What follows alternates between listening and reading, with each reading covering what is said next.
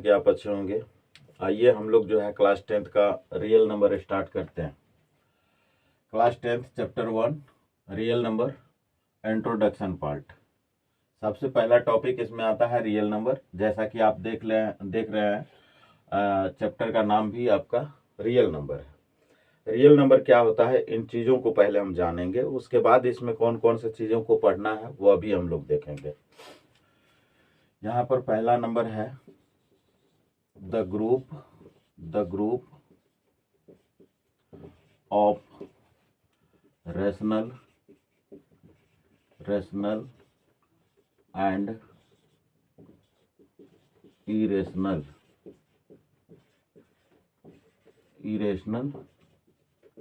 number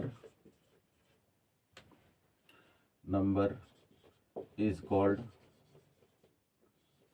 called real number.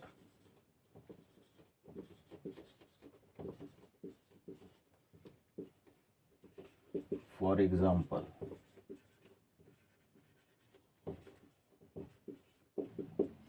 इसमें देखिए ये डायरेक्ट कह रहा है the group of rational number and irrational number is called real number. अब इसमें क्या करना है, एग्जाम्पल के तौर पर लेना है। तो ये आपका 3 रैशनल नंबर हो जाएगा, √2 आपका इरेशनल नंबर हो जाएगा, 5 और ये हो जाएगा √3। 5 हो गया रैशनल नंबर, ये हो गया √3। माने नंबर का ऐसा ग्रुप होना चाहिए जिसमें आपको जो है रैशनल नंबर भी होना चाहिए और इरेशनल नंबर भी होना चाहिए। तो उसी ग्रुप को हम क्या कहेंगे, रियल नंबर कहेंगे, ETC। अब इसमें दो बातें आई है, रैशनल और इरेशनल। तो सबसे पहले अब फिर हम यहाँ पर देख लेंगे रैशनल नंबर क्या है। तो यहाँ हम ले लेते हैं रैशनल नंबर।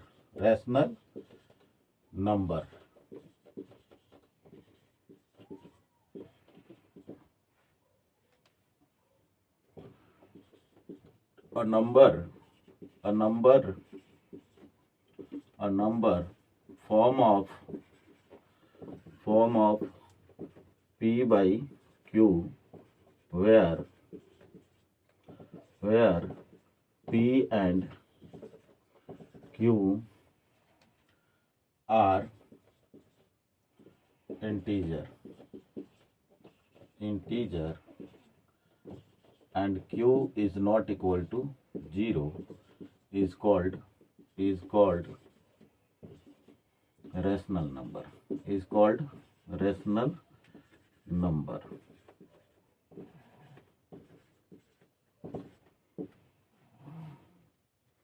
फॉर एग्जाम्पल के तौर पर देखिए, यहाँ पर कुछ एग्जाम्पल हम लेते हैं। For example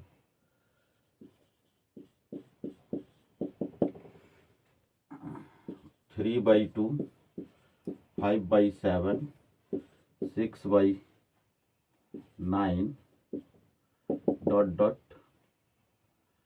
etc। अब इसमें हम देखते हैं, जैसे यहाँ कह रहा है a number form of P by Q where P and Q are integer, Q is not equal to 0 is called rational number। P by Q के फॉर्म में आ रहा है ये नंबर 3/2। अगर 3 को देखा जाए तो आपका इंटीजर है, 2 भी आपका इंटीजर है, इसका मतलब है कि यह क्या है, रैशनल नंबर है। 5/7 को देख लेते हैं। 5 आपका क्या होता है, इंटीजर होता है, फिर 7 आपका क्या हो जाता है, इंटीजर होता है, इसलिए 5/7 भी आपका क्या हो जाएगा, रैशनल नंबर हो जाएगा। यहाँ पर इसको हम क्या करते हैं, 7/8 ले लेते हैं। 7 भी आपका इंटीजर है और 8 भी इंटीजर है, therefore 7/8 is equal to rational number. अब बात हम कर लेते हैं यहाँ पे HCF। ऐसे HCF का फुल फॉर्म कहूं तो ये आपका हो जाएगा बेटा हाईएस्ट कॉमन फैक्टर। अब इसका डेफिनेशन आप दोगे तो ये हो जाएगा the greatest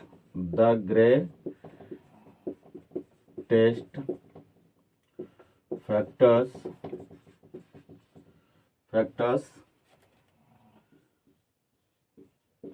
present in 2 or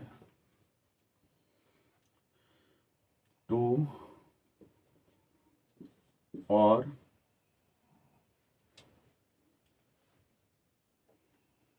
HCF, highest common factor. The greatest factors present in between two or more numbers is called HCF. For example, find the HCF of 15 and 10. क्या कह रहा है? 15 कह रहा है और 10 कह रहा है। तो इसमें आपको क्या करना है? 15 का फैक्टर्स फाइंड करने हैं और फिर 10 के फैक्टर्स फाइंड करने हैं। तो सबसे पहले हम यहाँ क्या करेंगे? फैक्टर्स ऑफ 15 लिखेंगे। Factors of 15 is equal to 3 into 5। फिर यहाँ पर लिखेंगे फैक्टर्स ऑफ 15, फैक्टर्स ऑफ 10 लिखेंगे। ये हो जाएगा 2 इंटू 5। अब यहां पर ये डायरेक्ट कह रहा है प्रेजेंट इन बिटवीन टू और मोर नंबर्स। तो इसमें क्या करना? प्रेजेंट मतलब उपस्थिति होनी चाहिए कि जो फैक्टर्स दोनों में आ रहे हैं, जो फैक्टर्स दोनों नंबर में आ रहे हैं उसी फैक्टर को हम क्या बोलेंगे? HCF बोलेंगे। तो यहां पर हम जैसे ही लिखेंगे HCF of 15 and 10 is equal to 5। ये मेरा आंसर हो जाएगा। Division lemma states that given two positive integers a and b there exist unique integers q and r such that a is equal to bq plus r where 0 is less than or equal r less than b। अब इसमें आपको देखना है, दो हमने क्या किया? Positive integer लिया, a और b लिया, और यह क्या करेगा? एग्जिस्ट करेगा किसको? q और r को, जो यूनिक इंटीजर होना चाहिए। अब यहां पर देख लीजिए a is equal to b q plus r. ये r का वैल्यू इसमें 0 के बराबर या 0 से बड़ा होना चाहिए। फिर b का वैल्यू, r का वैल्यू b से क्या होना चाहिए? छोटा होना चाहिए। दिस मीन्स अब इस सीरीज में आप सब लेटर का अपना अपना रोल रहता है, तो उन्हीं रोल के बारे में हम देखेंगे यहाँ पे। This means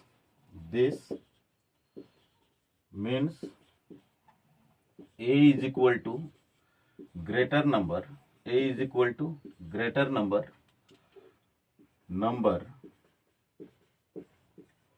b is equal to a smaller number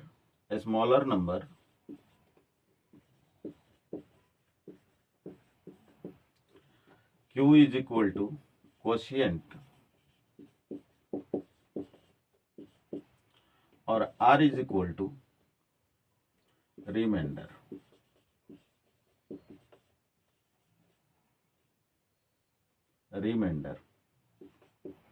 अब आपको चेक क्या करना है? एक एग्जांपल ले लेते हैं इसके जरिए कि आप यूक्लिड डिवीजन लेमा के प्रोसेस से आप HCF कैसे फाइंड करोगे। तो यहां पर हम देख लेते हैं। For example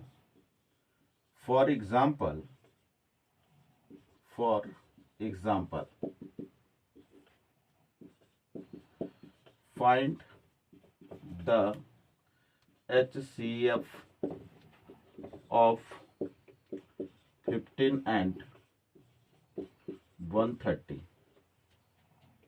by Euclid's division lemma। अब इसमें आपको क्या करना है? सिंपल सी बात देखनी, find the HCF of 15 and 130 bye Euclid division lemma.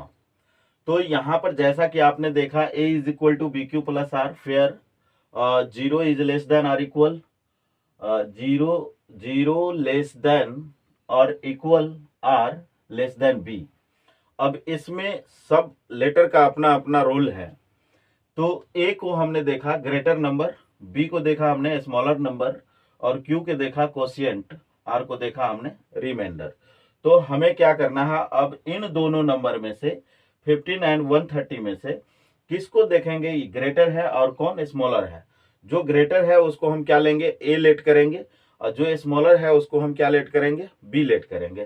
तो यहां पर हमको देख लेना है, इसका सॉल्यूशन हम देखते हैं कैसे। यहां पर सॉल्यूशन लिख लिया हमने, लिखेंगे let a is equal to 130 and b is equal to 15। अब लिख लेते हैं बाई यूक्लिड्स डिवीजन लेमा।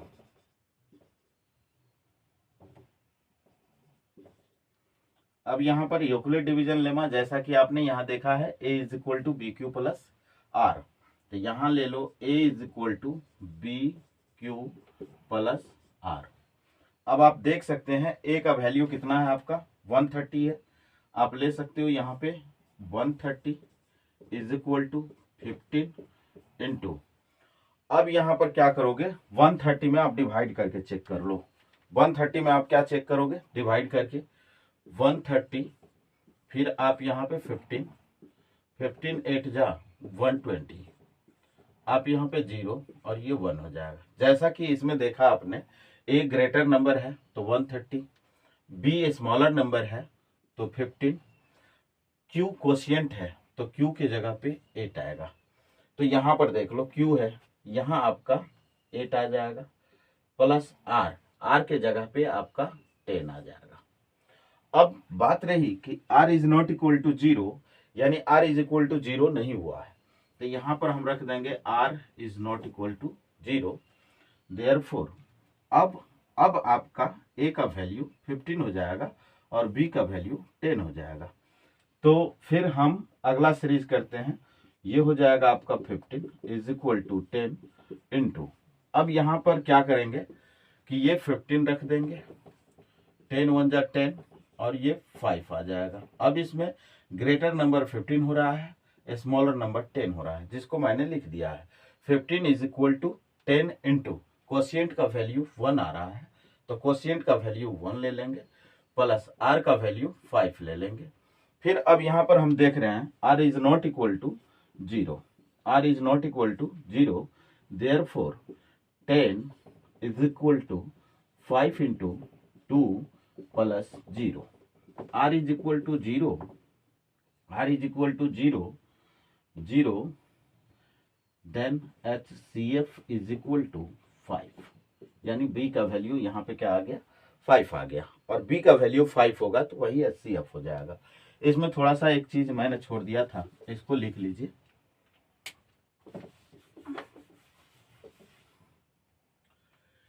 ये जो सीरीज है आपका, इस सीरीज में when r is equal to 0 0 0 in a is equal to bq plus r, therefore b is equal to HCF।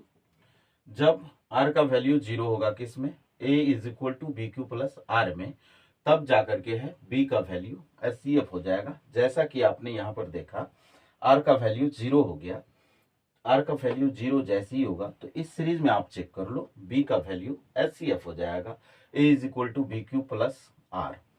तो अब हम देखते हैं, अब देखिए नेक्स्ट क्वेश्चन है, so that any odd positive integers of the form 4q plus 1 or 4q plus 3 where q is some integer. अब आपको क्या करना है, इसे कैसे प्रूफ करना है, इसे प्रूफ करने के लिए हम लोग यहाँ चेक कर लेते हैं।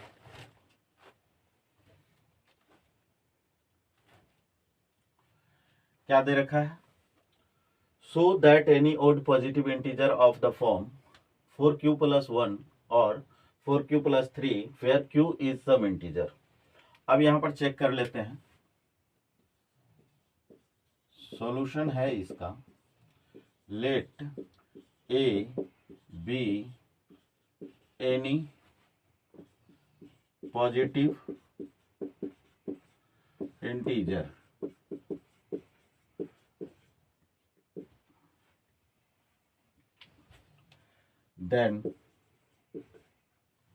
then Euclid's division lemma. अब इसमें से क्या करो, आप चेक करो, a को आपने पॉजिटिव इंटीजर लेट कर लिया है, तो यहाँ पे a is equal to a is equal to b के जगह पे हम क्या करते हैं, जैसे मान लो पहले लिख लो a is equal to b q plus r, ठीक है, implies that a is equal to 4q plus r ले लिया हमने। जैसा कि आपको पता है q आपका सम इंटीजर है, r का वैल्यू कितना होना चाहिए ये मैंने ऑलरेडी बता चुका है आप लोगों को कि r का जो वैल्यू होना चाहिए 0 से बड़ा और 0 होना चाहिए बट b से छोटा होना चाहिए। तो b के जगह पे क्या आ रहा है, 4 आ रहा है। तो यहां पर हम चेक कर लेंगे, चेक क्या करेंगे, डायरेक्ट लिख लेना है वेयर 0 इज लेस देन और equal r is less than 4।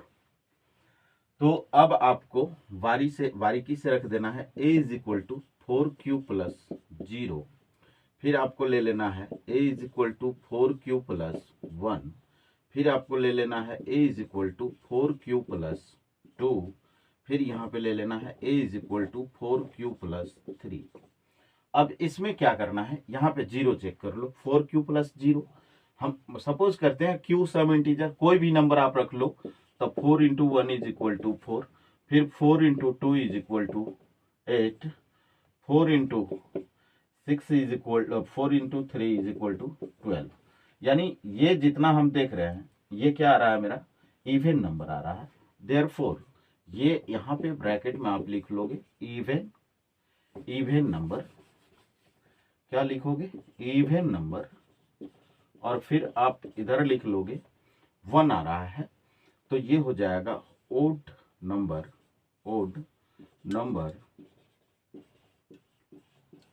फिर आप यहाँ पे लिखोगे इवन नंबर, फिर आप यहाँ पे रखोगे ओड नंबर।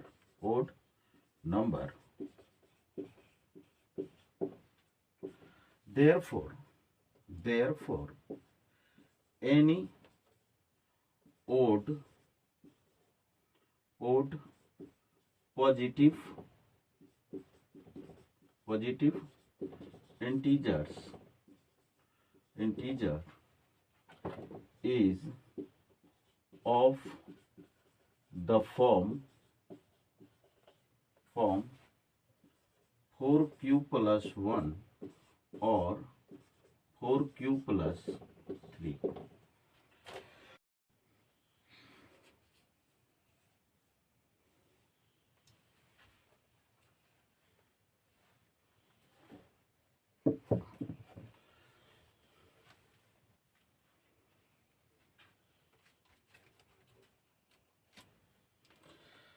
तो देखिए नेक्स्ट क्वेश्चन क्या कह रहा है, नेक्स्ट क्वेश्चन कह रहा है so that the square of any positive integer is either of the form 4q or 4q plus 1 for some integer q। अब यहाँ पर क्या करना है, मेन कंसेप्ट को देखना है। मेन कंसेप्ट आप देखोगे, सॉल्यूशन ले लेते हैं हम।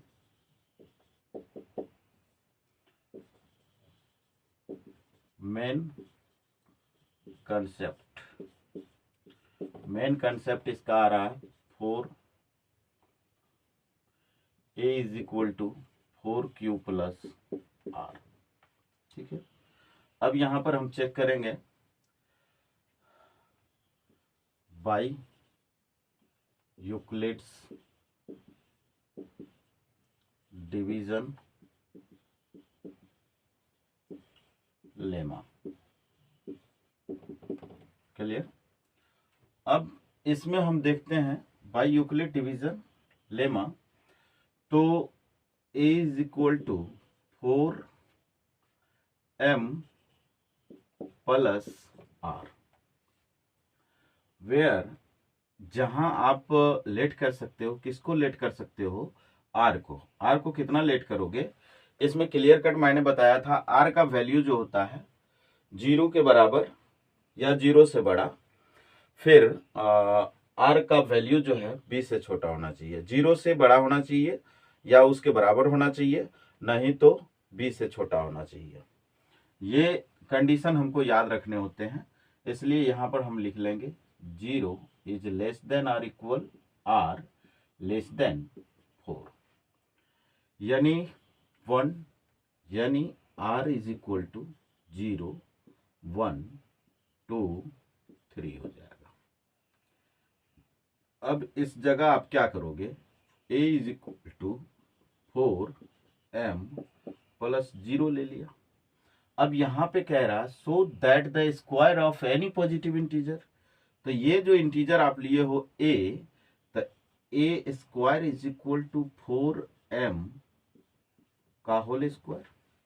तो ये आपका होने जा रहा है a square is equal to 4 into 4m square. Let 4m is equal to q। अब आप यहां पे ले लो a square is equal to 4q, क्योंकि 4m स्क्वायर के जगह पे आपने क्या रखा, q रखा। अब फिर यहां पर देख लेते हैं, r का वैल्यू आपने 0 रखा, अब r का वैल्यू आपको 1 रखना पड़ेगा। तो a is equal to 4m plus 1। अब स्क्वायर करना है तो दोनों साइड स्क्वायर करोगे आप। a square is equal to 4m plus 1 का होल स्क्वायर। अब 4m प्लस 1 का होल स्क्वायर करोगे, जैसा कि आपको पता है a प्लस b का whole square is equal to a square plus a square plus 2ab plus b square. अब यहां पर आप चेक कर लो, a square is equal to 4m का whole square plus 2 into 4m into 1 plus 1 का square, 1 का स्क्वायर। अब a square is equal to 16m square plus 4 दूना 8m प्लस 1। अब आपको क्या करना है, अब यहां पर इन दोनों में से चेक कर लो, यहां पे इन दोनों में से कॉमन 4 इजिली आ सकता है। तो 4 को हम कॉमन करेंगे, 4 को कॉमन करेंगे तो ये हो जाएगा आपका a square is equal to 4 into 4m plus 2m plus 1। अब फिर आपको ये चीजें जो आ रही है, आपको 4q प्लस 1 करना है। यहां पर दे भी रखा है 4q प्लस 1, तो 4m plus 2m 4m square plus 2m को लेट कर लेना है। तो let 4m plus 2m is equal to q। आपने किसको लेट किया, 4m स्क्वायर प्लस 2m को q लेट किया। तो यहां पे आप लिख सकते हो a square is equal to 4q plus 1। फिर आपको क्या करना पड़ेगा, 2 लेना पड़ेगा। तो 2 को आप देख लो, a is equal to 4q plus 2। r का वैल्यू आपको क्या लेना पड़ा, 2। यहां पर देख लो 0 मैंने ले लिया, 1 को ले लिया। अब बारी 2 का है, तो 2 हमने लिया। फिर यहां पर क्या करेंगे, a square is equal to 4q plus 2 का होल स्क्वायर। फिर आप y फॉर्मूला अप्लाई करोगे, q नहीं होना चाहिए भाई, यहाँ पे m ले लेते हैं। फिर यहाँ पे m ले लेते हैं, 4m का होल स्क्वायर प्लस 2ab, तो 4m इंटू 2 प्लस 2 का whole square. a square is equal to 16m square plus 4 दूना 8 दूना 16m प्लस 4। अब आप इसमें देखते हो 4 सारे में है, 4 सारे में है, तो कॉमन ले सकते हैं। तो a square is equal to 4 into 4m square plus 4m plus 1। Therefore 4m square plus 4m plus 1 is equal to q। इसको मैंने क्या किया, लेट कर लिया, इसके जगह पे हम q रख लेंगे। तो a square is equal to 4q। अब क्या करेंगे कि 3 रखना है। अब हमको क्या रखना है भाई, 3 रखना है, तो 3 रख लेते हैं। तो यहाँ पे हो जाएगा a is equal to 4m plus 3।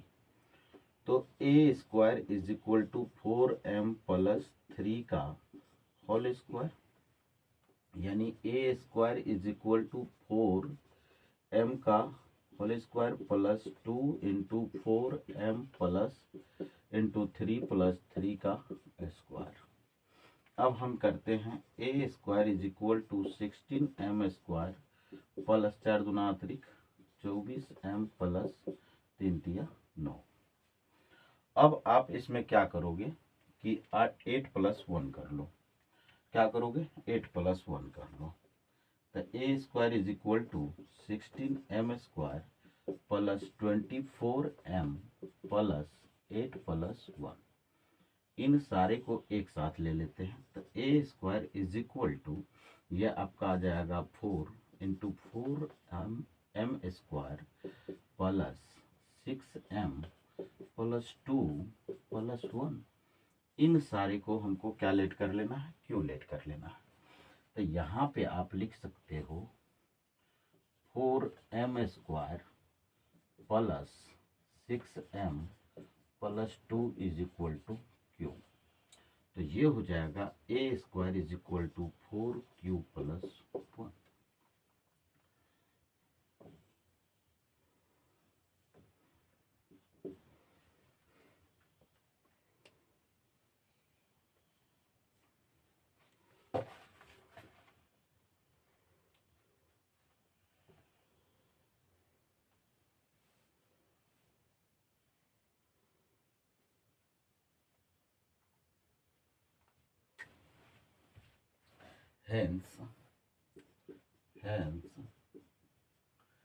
Hence the square of any positive integer